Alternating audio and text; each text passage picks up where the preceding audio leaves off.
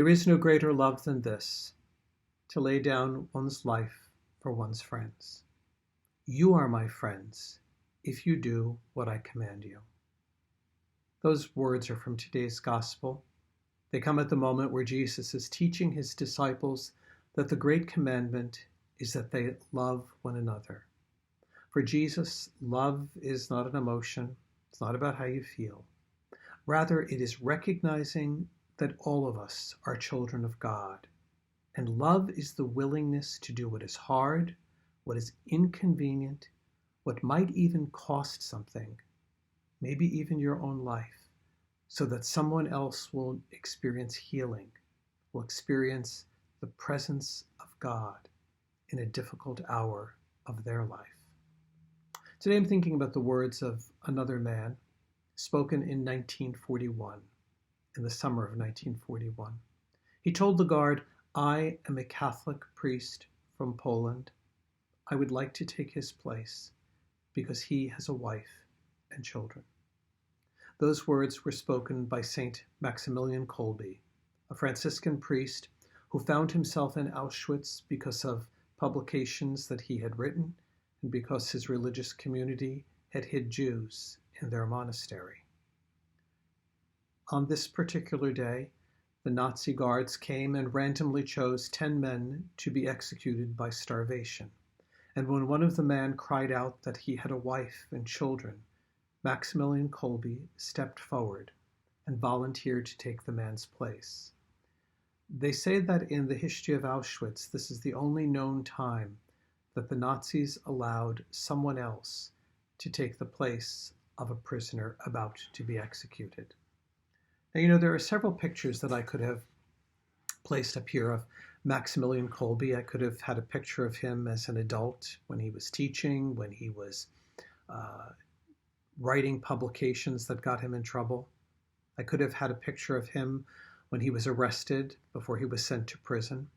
But instead I chose this one, the young Maximillian Kolbe.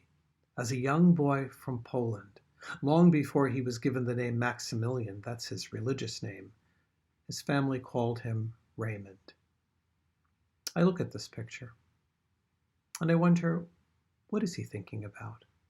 As he stares into the camera, what does this young Raymond see? Does he imagine himself, as he later would, traveling to India, to Japan, to China, as Father Maximilian, founding monasteries in those countries? Does he imagine himself heading off to Rome to study theology and then becoming a seminary professor in his native Poland? Does he see himself in a concentration camp, surrounded mostly by Jews who are there because of their faith? Did he imagine at any moment, as that young boy, that one day he would live the words of Jesus, "There is no greater love than this, than to lay down one's life for one's friends"?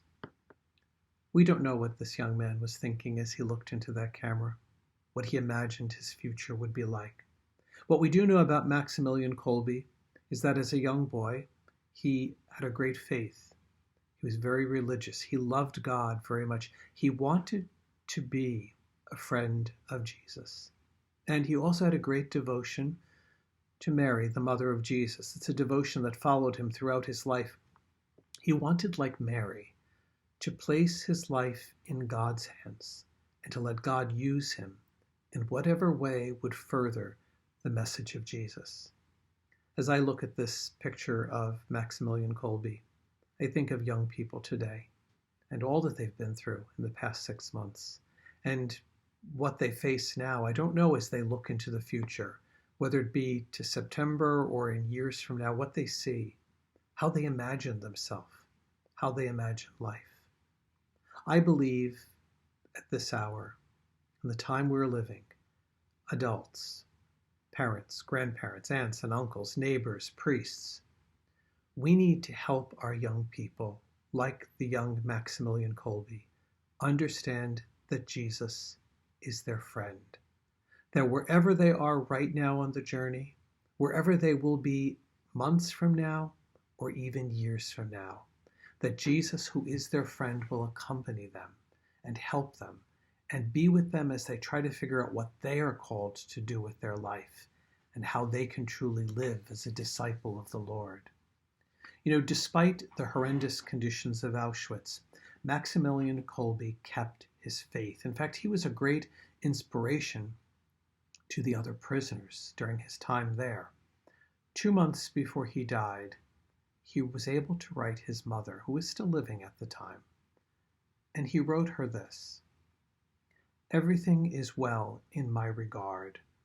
Be tranquil about me and about my health, because the good God is everywhere and provides for everything with love. It would be well that you do not write to me until you will have received other news from me, because I do not know how long I will stay here. Cordial greetings and kisses. Affectionately, Raymond." The good God is everywhere and provides for everything with love. To be a friend of Jesus is to believe that. Could you for just a moment think about where in your life you have realized that God is with you, that God is everywhere? But what moment in particular did you come to understand that God is accompanying me? And maybe as the young Raymond here looks into the future, where in the coming months, coming weeks, coming days, do you need to experience God's love?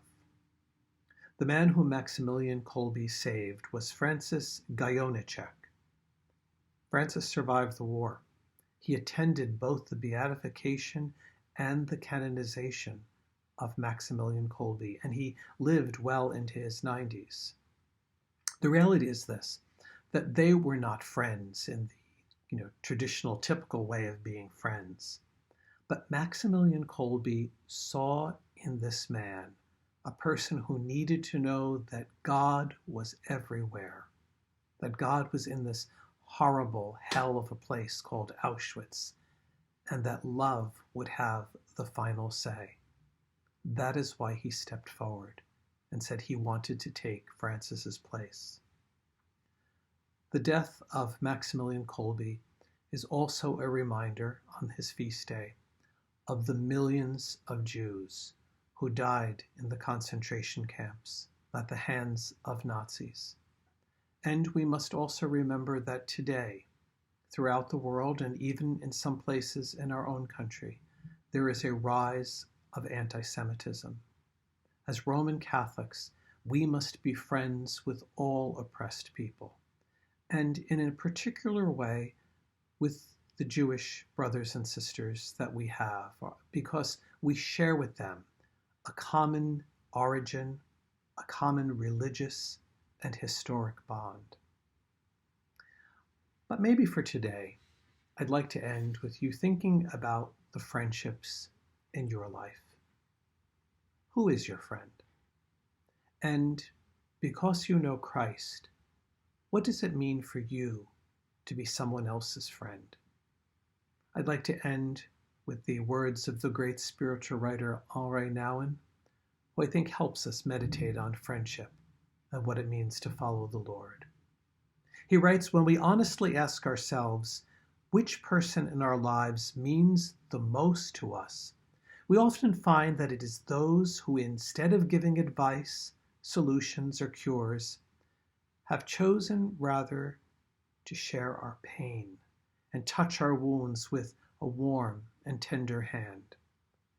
The friend who can stay silent with us in a moment of despair or confusion, who can stay with us in the hour of grief and bereavement, who can tolerate not knowing, not curing, not healing, and face with us the reality of our powerlessness. That is a friend who cares. And that is what it means to be a follower and a friend of Jesus.